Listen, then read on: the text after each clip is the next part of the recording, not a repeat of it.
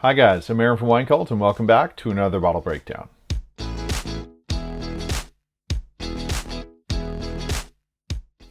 So today we're talking about the 2023 Soave Classico from Gini.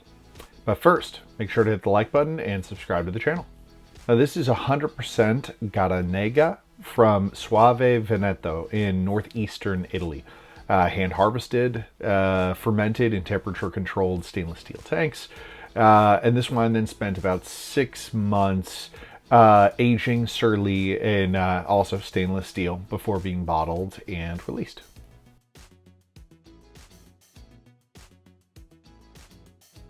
So the Gini family, Olinto Gini and his sons, Sandro and Claudio, have roots in the Soave Classico region that go back to the 18th century.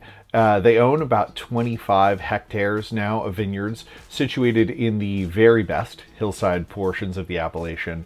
They do extremely low yields of low interference or low intervention wine.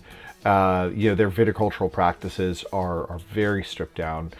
And they're really devoted to bringing attention to expressions of the crews that they work with. So they want to show off the land. They want to highlight what that land can do.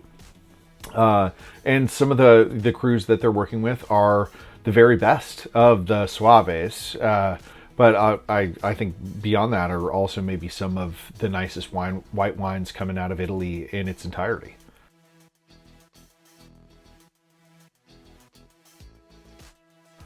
So the Soave Classico DOC is really defined by the Garanega grape. The Soave style itself is always considered to be mid-weighted in its expression. It's very aromatic, so they prize their phenolics.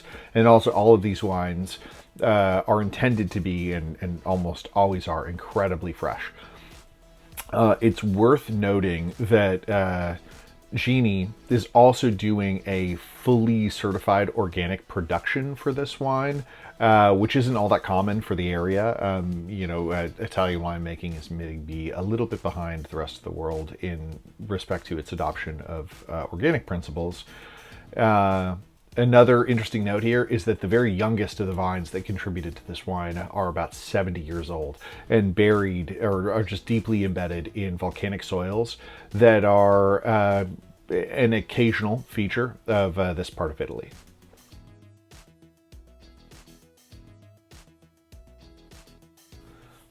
So I already mentioned being fresh, but dry. I actually think this wine is a little bit on the light-bodied side. Very bright, crisp acidity, sort of subtle floral notes, and also a little bit of almond. You also can expect some notes of white flower here. So like hawthorn, elderberry, or even cherry blossom, maybe. I get a lot of white peach. There's also a tropical element to this wine. So for any of you who are picking up tropical fruit, don't be surprised. I get that kind of blended with the almond again, which makes for a really interesting flavor profile here. Great for pairing with pasta, certainly, fish, chicken, any other white meat.